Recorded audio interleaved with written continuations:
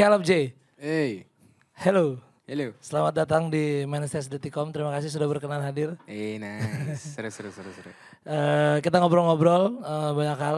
Mungkin dari awal kali gue akan banyak nanya sampai akhirnya ke album dan ke To The Moon and Back mungkin ya gitu. Sikat.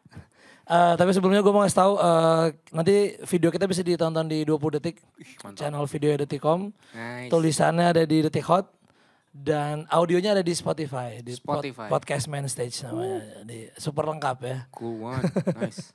Caleb, gue mau mulai dari beberapa artikel yang gue baca terkait lu, bahan riset gue. Dari kecil sepertinya sudah diarahkan untuk menjadi penyanyi. Betul sekali. Oleh orang tua tercinta. Bener gak tuh? Gue gak ngerti ya, mungkin di satu sisi memang diarahkan juga. Tapi kayak mungkin udah orang tua gue udah sadar sama kecintaan gue terhadap musik sih. Soalnya dari kecil tuh pas baru bisa ngomong, katanya kayak suka tiba-tiba ada lagu apa gitu depan gue random, mau lagu iklan kayak lagu apa langsung gue inget terus dinyanyiin gitu. Mungkin dari situ orang tua gue kayak ini anak demen sama musik deh, akhirnya kayak diarahin. Gitu. Oke. Jadi iklan-iklan TV itu juga mempengaruhi pertumbuhan lu ya? Asli, tapi gue udah lupa sih dulu iklan apa aja yang pernah. Lu tipe yang langsung kayak intun gitu, kayak siapa sih yang di luar negeri itu siapa ya? Charlie Puth. Charlie Puth gitu. Oh, kalau itu udah next level tuh. Iya. Kalau sampai pitch perfect gue enggak. Cuman kalau gue lebih ke mungkin lebih gampang mengingat dan lebih peka ngedengerinnya aja. Tapi keluarga emang ada basic atau tumbuh di penyanyi dan segala macam? Kalau dari keluarganya nyokap gue itu memang suka banget sama musik. Tapi tidak ada yang berprofesi sebagai musisi.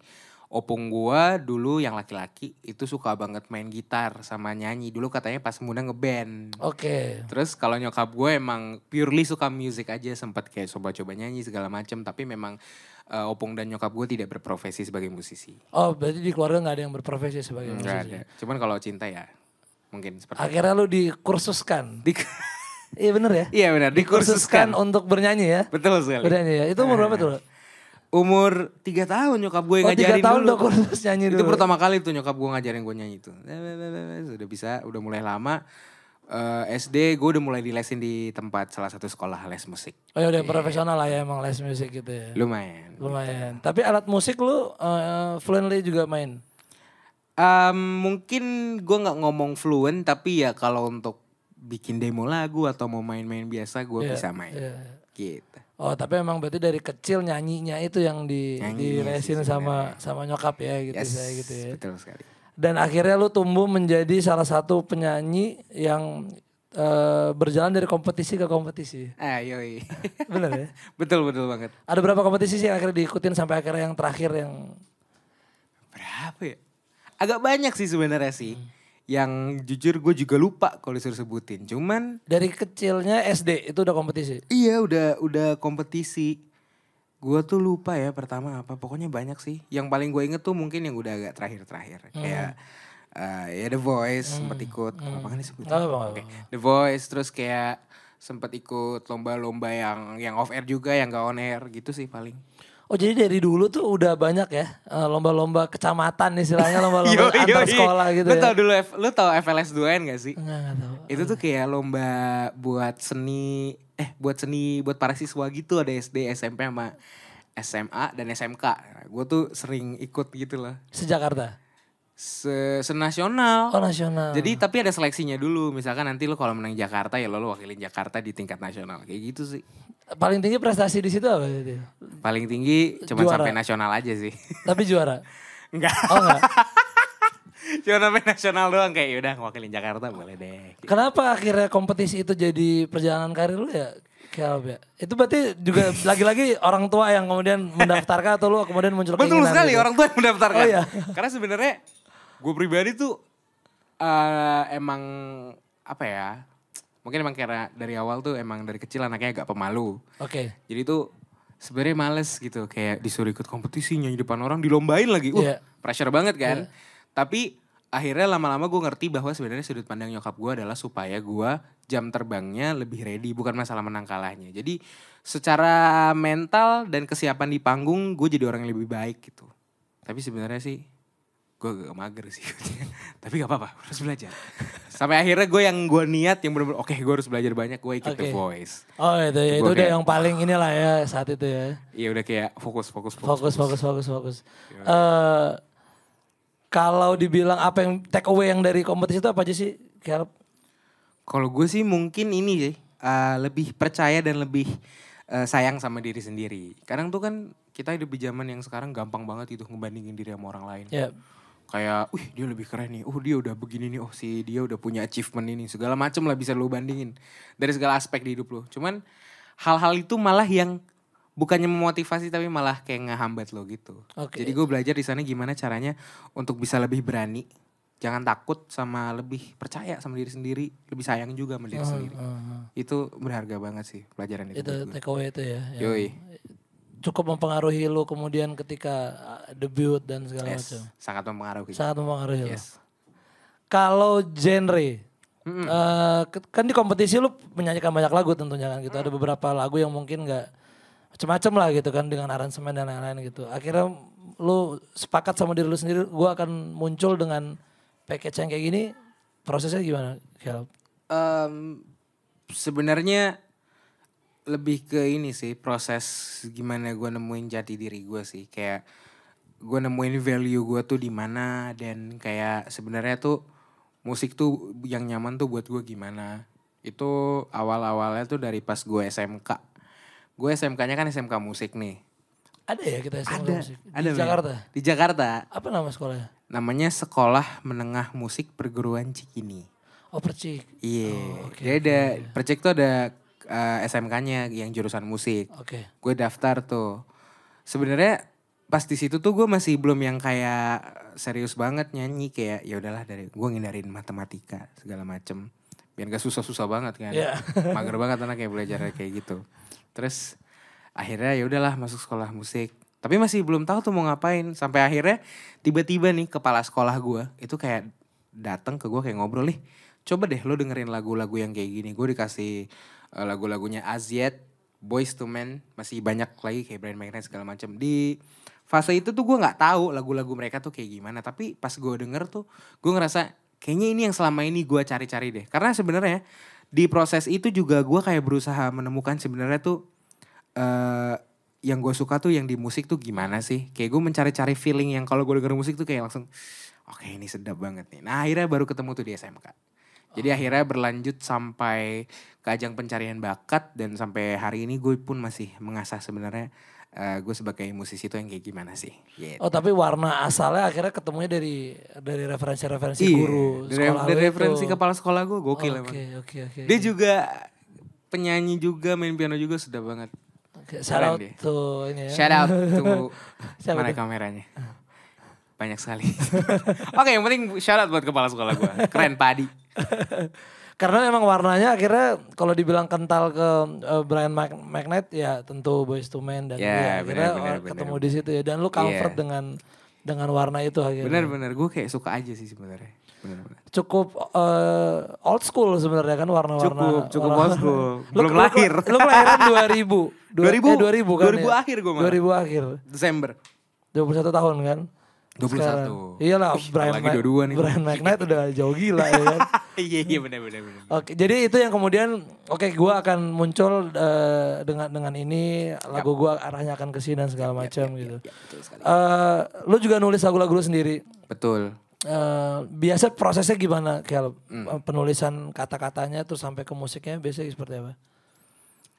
Prosesnya tuh sebenarnya bisa dari apa aja sih. Gue nggak pernah membatasi diri gue, misalkan oke, mulainya dari lirik dulu, atau oke, mulainya harus dari not dulu. Enggak, kayak bahkan bisa aja gue yang kayak misalkan lagi main game.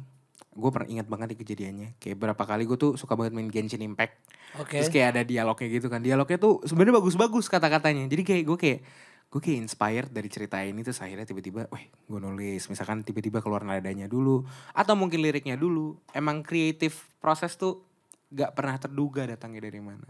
Dan gak ada pattern yang pakem ya gitu ya? Gak ada. Karena kalau lu patternin tuh lo cuman based on formula, nggak kayak sebenarnya tuh lo pengen kasih message apa sih di lagu lo. Sebenarnya kan yang penting gitu. Yep. Message apa dan kira-kira rasa apa yang pengen lo berikan sama para pendengar di luar sana. Itu juga yang terjadi ketika merilis mini album Melancholic ya? Yes, Melancholy. Melancholy ya? Yoi. Itu seperti itu prosesnya? Kayak gitu prosesnya. Tapi kalau Melancholy itu lebih ke harus disakitin dulu gue baru. Karena memang sepertinya semuanya sakit ya Pak. 6 lagu ya? 5 lagu di Iya, dalamnya 5 tuh lagu. semuanya. Emang sebenarnya Melancholy itu adalah mini album gue yang isinya tentang cerita-cerita patah hatinya gue yang pernah gue alamin. Akhirnya gue rangkum di album itu, Di mini album itu gitu. Yoi. Itu rangkuman cerita berapa tahun kalau dan berapa aktor Berapa di dalamnya, episode? ya, berapa subjek di dalamnya. Aduh, berapa subjek ya? Cek gitu. Dari masa sekolah dong berarti kan? Iya, dari sekolah. Cinta-cinta monyet itu lah ya. Yoi, udah mulai kayak dunia ini pahit gitu kan. Iya benar dari SMP gue kan namanya kan SMP kan. Wih, apakah ini rasa-rasa debar-debar gitu kan? Iya, butterfly-nya ya. Yoi men, udah gitu ya pokoknya gitu. Oke, jadi Sampai jadi sini. Melancholy dikerjakan selama berapa lama sampai akhirnya rilis 2021? Oh wow, kalau secara keseluruhan. Cicilannya kan gimana? Secara keseluruhan tuh sebenarnya ya, each lagu itu ngerjainnya sehari sebenarnya. Each lagu? Each lagu emang ngerjainnya sehari. Abis itu dari proses songwriting dan music producingnya juga ya udah sehari aja sebenarnya biar efektif, biar nggak lama-lama banget makan waktu. Kadang tuh kalau misalkan ngerjain hari ini ya udah lanjut musiknya besok atau kapan. Kadang kan moodnya tuh udah mulai loose atau sebenarnya mungkin di hari pas lu nulis lirik pas udah jadi ada magic momennya di situ. Jadi kalau bisa sih langsung digas. Dan memang seperti yang teman-teman dengar sekarang itu semuanya dikerjain per lagu sehari. Gitu. Oke, tapi ide ceritanya udah dikumpulin, tabungan liriknya udah dari sebelum-sebelumnya udah ada gitu. Udah, kalau ya pokoknya istilahnya gampangnya kayak lagi gampang aja kayak kita duduk bareng terus kayak mikir hari ini mau nulis apa ya. Ada juga lagu yang gue nulisnya sendiri duluan, baru habis itu gue kasih ke produser gue, kayak mereka ngerasain ini potensial, akhirnya di rework bareng, tulis bareng lagi, baru dibuat lagunya.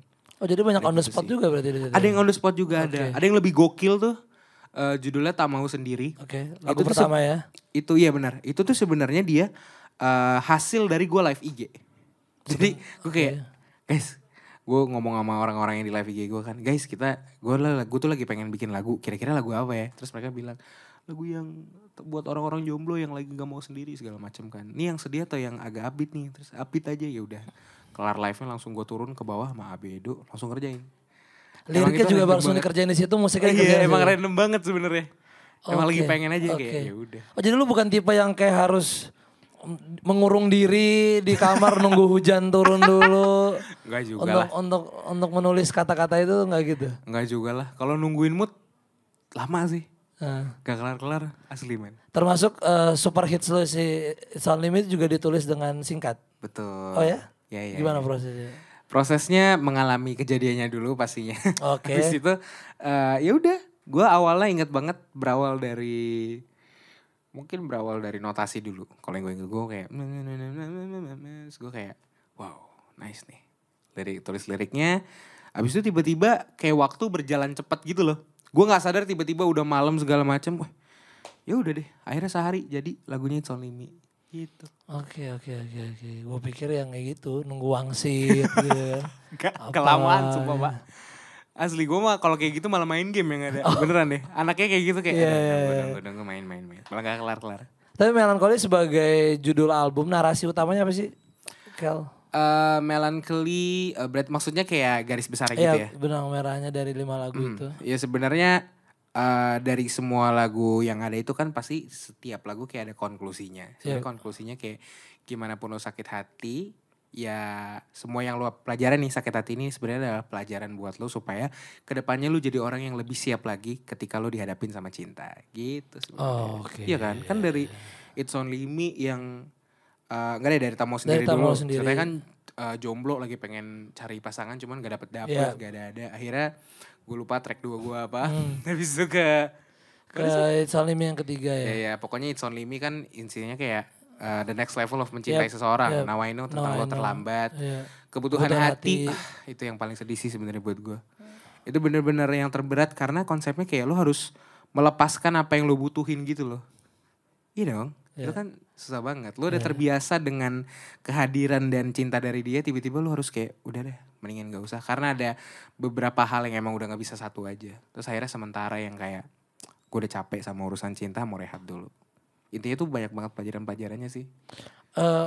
Fase apa yang dilewati Caleb J di usia 20 tahun, 19 tahun sehingga sampai ke 5 narasi tadi tuh apa fasenya? Astaga. Fasenya tuh sangat menyakitkan ya. Okay. Kayak apa ya, lu kayak ketemu orang dikiranya tuh yang tepat tapi ternyata cuma jadi pembelajaran aja gitu. Wow. Dan mungkin emang masa-masa gue harus belajar kali ya. Kayak sebenarnya tuh cinta tuh gini, nggak selamanya kayak lu bakal happy. Ada hal yang seperti lu patah hatinya, ada galaunya segala macem. Tapi semua ini ada supaya lu jadi orang lebih baik. Gue ngerasanya tuh kayak gitu. Itu yang mau fasenya waktu itu di situ ya. Iya, gue ngerasa persinggahan gitu ya. Iya, supaya padahal kayak, ini hati ya, bukan halte ya. Nice. Bagus. Berbakat loh. Nice, suka gue kayak gini. Jadi itu ya yang membuat akhirnya lahir lah lagu-lagu itu. Okay. Bener banget. Jadi memang wajar kalau ketika pendengar bilang, wah gila ini sealbum isinya patah semua gitu, wajar dong ya. Wajar sekali. Oke. TikTok. Sulit untuk gak menghubungkan antara It's Only Me dan TikTok gitu. Ketika itu lahir 2021, sebelumnya lah ya mungkin.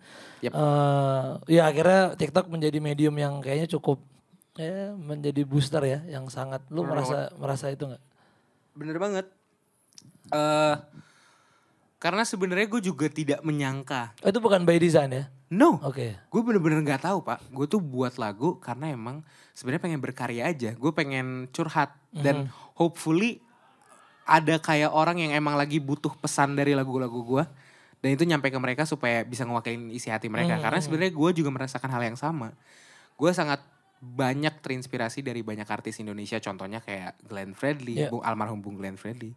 Kayak di setiap fase hidup gue yang gue lagi galau, mau lagi apa, tiba-tiba ada aja lagu dia yang relate sama gue. Dan gue tuh emang lagi butuh itu, butuh ditemenin, butuh diwakili isi hatinya. Dan gue berharap lagu-lagu gue juga bisa kayak gitu. Dan tiba-tiba gue gak tahu kenapa, pas gue lagi nongkrong sama temen gue di tempat kopi, gue dapet chat dari produser gue. Namanya Bella Negara AB sama Abraham Edo tadi. Kayak, Lep, It's Only Me lagi banyak banget yang dengerin. Gue kan langsung, oke. Maksudnya gimana? Di TikTok, di segala macam. Gue cek lah Spotify gue segala macam kan. Iya dong Pak, lagi banyak banget yang denger. Itu kejadian yang gak pernah gue duga seumur hidup. Sumpah. Lagi melejit juga di Spotify, akhirnya streamingnya tiba-tiba tinggi gitu ya. Gue pikir emang ada partnership dengan platform itu untuk. Gue juga gak tahu. Gue lagi ngopi, tiba-tiba lagu gue naik lah. Gimana ceritanya? Gue sama temen gue kayak, lu cubit gue sekarang. Sampai kayak gitu. Gue kan kayak itu kan hal terakhir yang pengen dilakukan sih, ya. Iya kan? Cuma kayak oke, sakit cubitannya berarti beneran. Oke. Itu momen pertama kali lu merasa kayak oke, gue I am a musician gitu, I am a celebrity gitu. Enggak sih. Enggak juga. Gimana ya, gue selalu menanamkan ya gue dari awal gue bermusik sampai sekarang ya gue adalah musisi sih.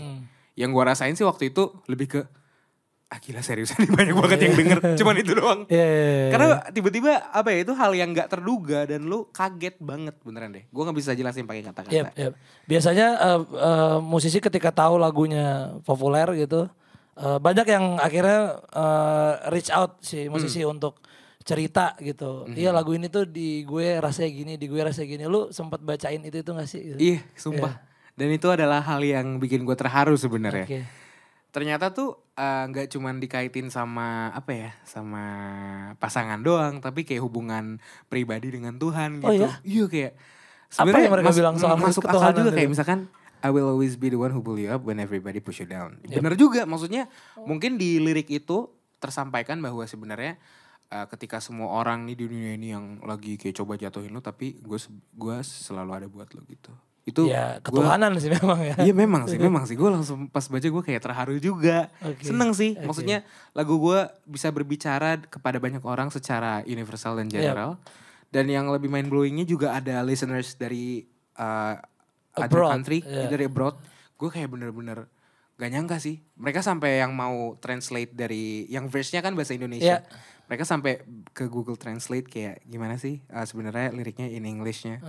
Dan mereka kayak bilang, I really love this song, kayak kapan-kapan buat yang full English ya gitu. Kayak seneng banget.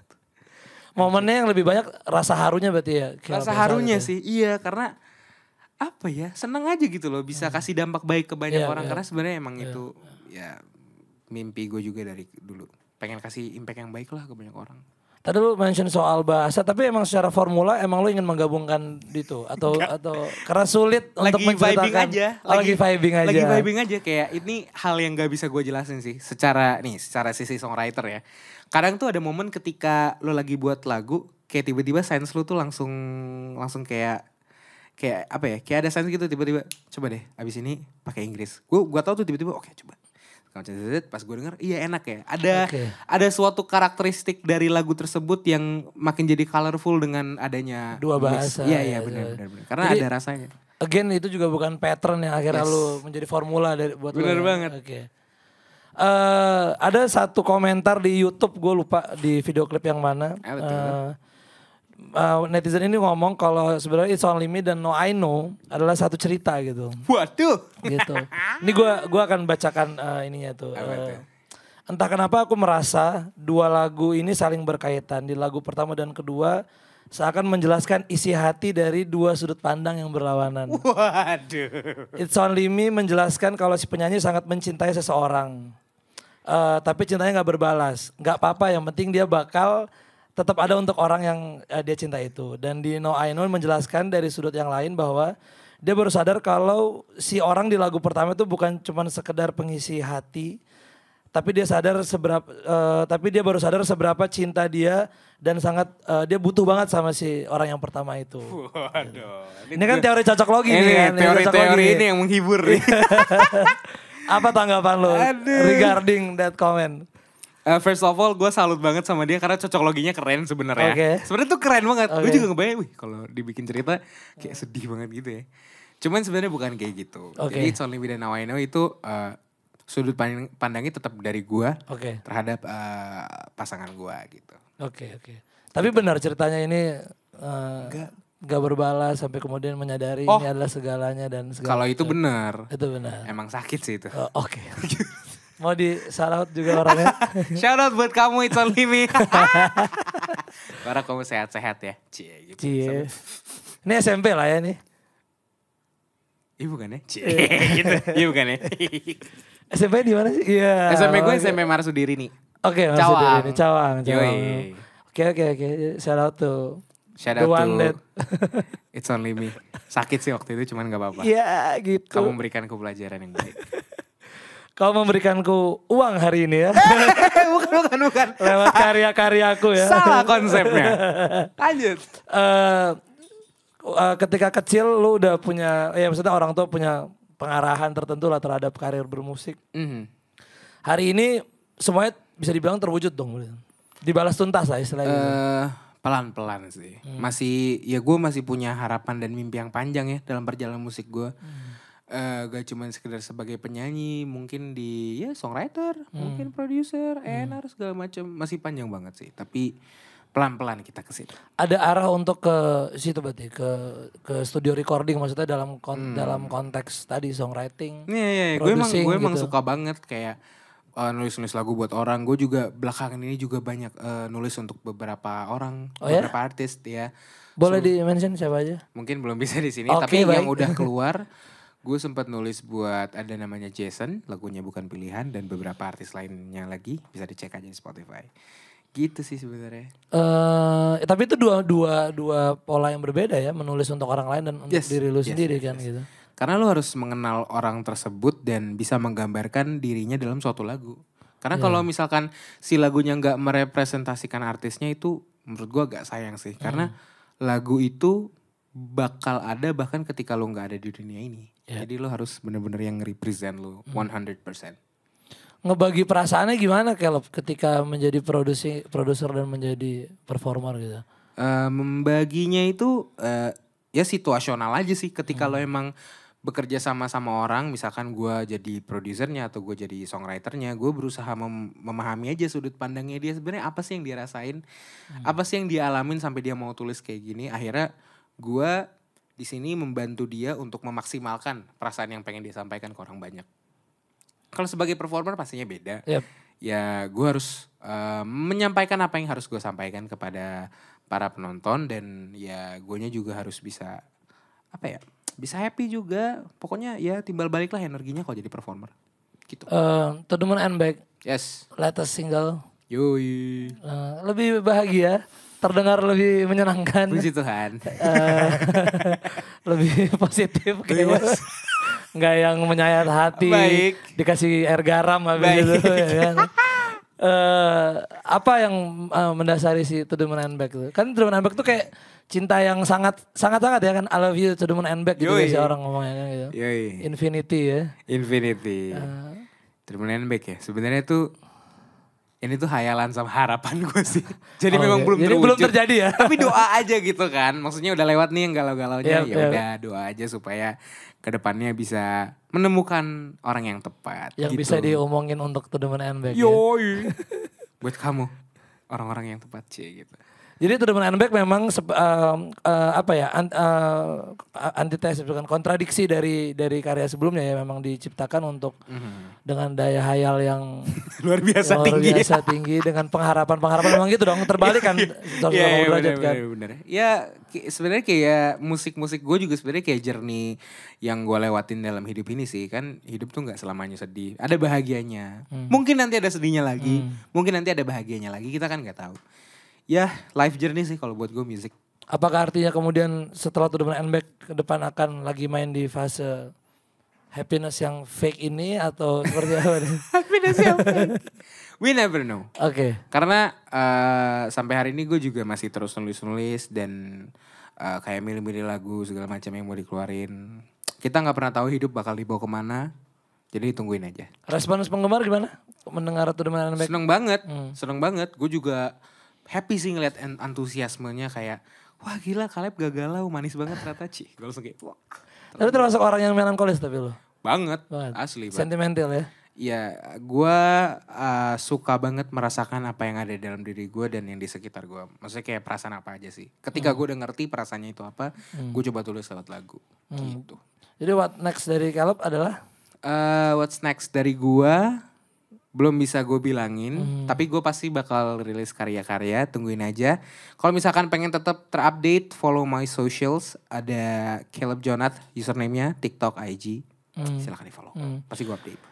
Tadi lu bilang pendengar happy karena akhirnya Caleb nggak gaul dan segala macam. Karena tapi agak bertolak belakang sama pendengar pembaca Detikom Apa tuh? yang kemudian bertanya gitu, misalnya nih kayak Ramadan 001, terus dia bilang, Kak kok lagu terbarunya seperti itu, bikin lagu kekecewaan dong terhadap pasangan. Astaga. Mungkin ya nanti ya. Kenapa bisa gitu loh? Karena udah terdoktrin si. Mungkin gue jujur ya. Lagu galau tuh sebenarnya tuh kayak yang mempersatukan kita loh. Setuju. Setuju. Kan patah hati menuntut untuk dirasakan. Ya Iya kan? men. Ya. Kayak gue tuh kalau ngeliat misalkan di live show atau mungkin di mana lah gitu. Kalau lagu galau tuh langsung kayak. Pokoknya gue bukan nyanyi tapi gue mau kasih tahu masalah gue lewat lagu ini.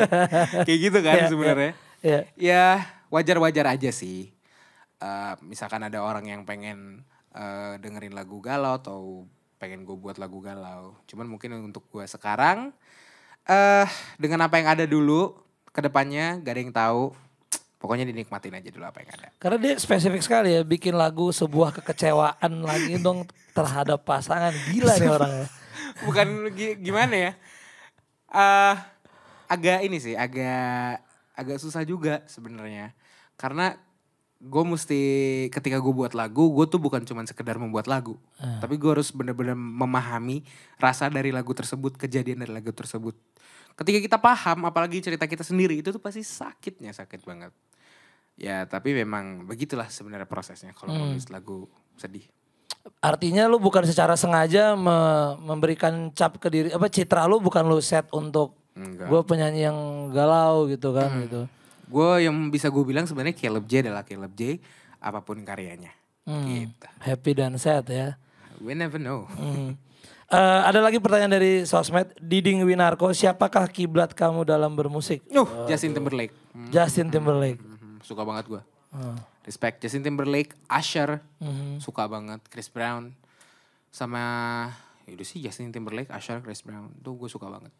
Memang mereka juga gak selamanya galau deh ya, lagu-lagunya ya banyak sedap yang keren happy. mereka. Iya. Gue suka banget sama mereka, keren banget. Udah kesampean nonton konser JT? Belum pak, gue tuh belum pernah. Gue pengen banget sumpah kalau ada konser dia terdekat gue pasti nonton. Gak mungkin gak nonton. Ya kayak harus Men. Gue suka banget sama JT, parah. Ada terakhir, ikutin Piala Dunia gak? Ngikutin dong. Ikutin? Gila. Tapi ya ada match yang gak gue tonton, ada yang gue tonton karena biasanya kalau kemalaman tuh gue mendingan tidur. Atau kalau enggak ya udahlah gue nonton update highlight dari misalkan gue cari di Google atau gimana. Oh lu gitu. suka bola, nonton? Punya penggemar, punya idola berarti negara? Enggak sih, gue tuh tipikal penonton yang kayak misalkan lebih suka karena suka pertandingan bolanya aja. Kayak ngeliatin orang main bola oper-operan terus kayak ada magic moment tiba-tiba kayak golnya yang gak terduga segala macam. Gue lebih suka kayak gitunya, gak yang kayak gue punya favorit itu. Jadi gak ada jagoan country di yang sekarang? Kalau jagoan, aduh gue gimana ngomongnya? Gue tuh masih belum kayak, tapi mungkin ya. Kalau dari permainan kemarin Jerman Spanyol, gue sepertinya menjagokan Spanyol kali kayaknya. Spanyol tuh sangar kemarin sih. Attack-nya gila dia. Jadi kita lihat apakah dia akan sampai final atau enggak ya. Mungkin ya, kita doakan yang terbaik ya. Oke. Gitu. Terima kasih Caleb. Thank you. Thank you. Thank you Kak.